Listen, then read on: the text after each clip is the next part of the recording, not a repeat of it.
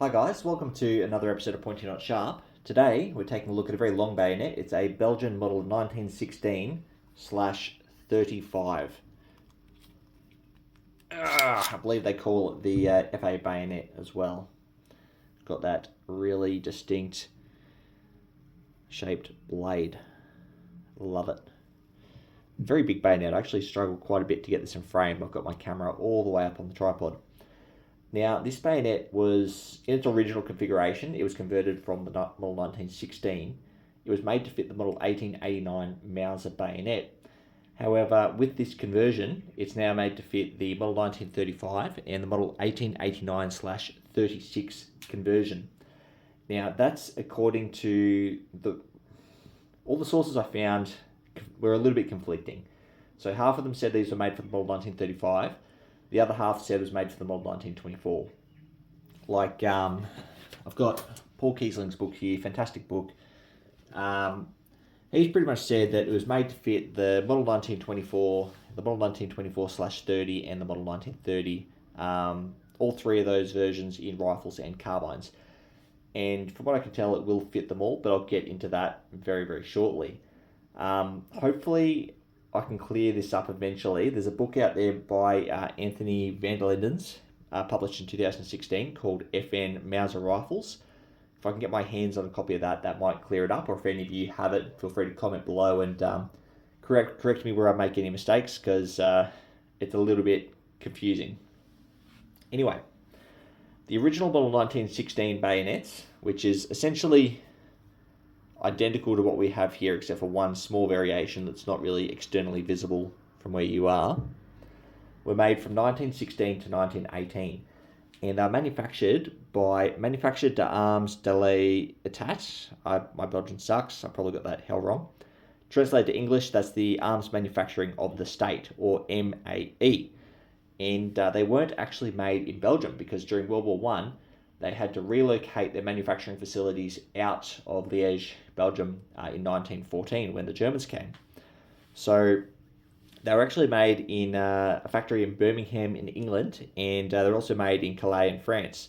And the interesting thing about these bayonets is, because I imagine they were probably making them in a hurry for, there's a war on, we need product now. They come in a lot of different variations. So you get them with the T-blade of the French Gras rifle. You get them in slightly different lengths. You get them in slightly different configurations down the crossguard. But this is the standard one. I won't go too far into the original 1916s, because that is a whole nother video. Anyway, so they have this fantastic model 1916 bayonet. At the end of World War One, they stopped producing them. And what they replaced was the model 1889 bayonets. They had a whole range of different kinds. They had long ones, they had short ones, they had Gras types. It was a mess. They had a lot of different types of bayonets, and there's a lot of people out there who collect all the different variations of Belgian bayonets, and I'm not one of those people, because that is a huge topic I haven't even started reading up on yet. Anyway, 1924, FN in Belgium start producing the FN export rifle, model 1924, and that has its own style of bayonet, which is a saber bayonet, different to this.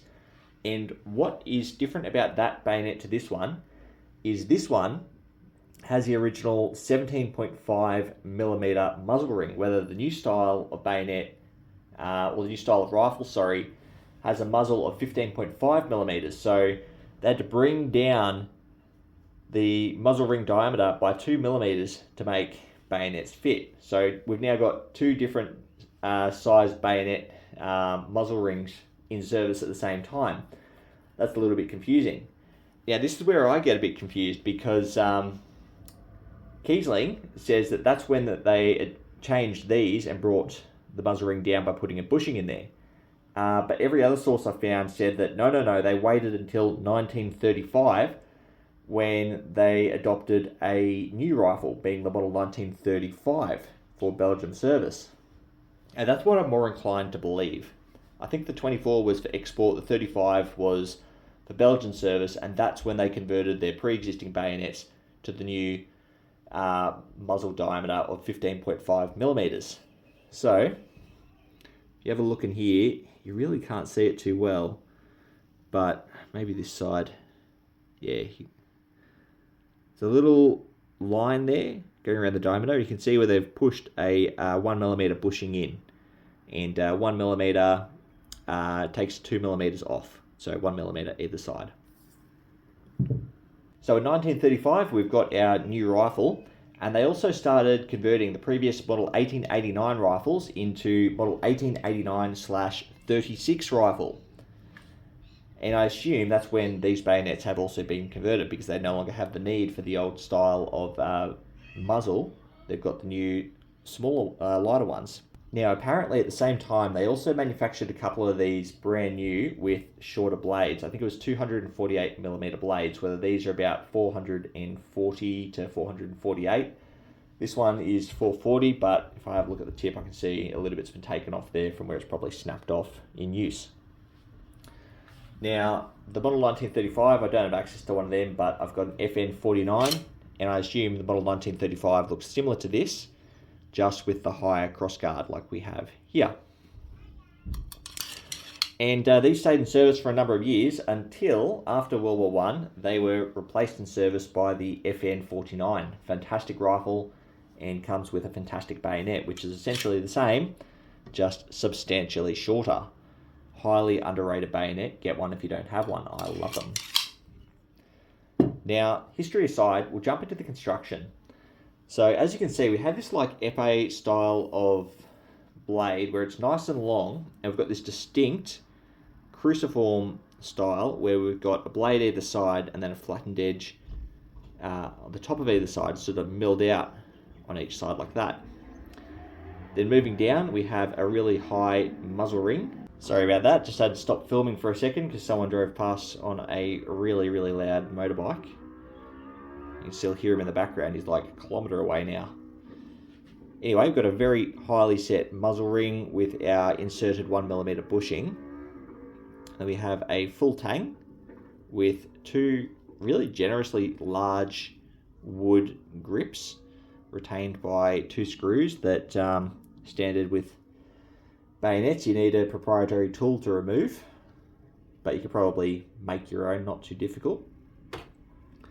And then we've just got a very Belgian shaped pommel, which sort of flares out like that, and standard push button, ramped lug, and T style of mortise, because the cleaning rod of the rifle, unlike other Mauser style of bayonets, does not enter the handle of the bayonet. Now, moving down to the scabbard, I'll take the frog off. Unfortunately, I don't have the buckle on this frog, very annoying. Just a steel scabbard, big ball fennel, no drainage hole. I've got a teardrop style of frog stud, and the internal spring that retains the bayonet is held in by two flathead screws, one top, one bottom. If you have a look at the actual internal spring, there's a little bit of overlap in there. I don't know if that's intentional or wear or damage or just the fact it's old.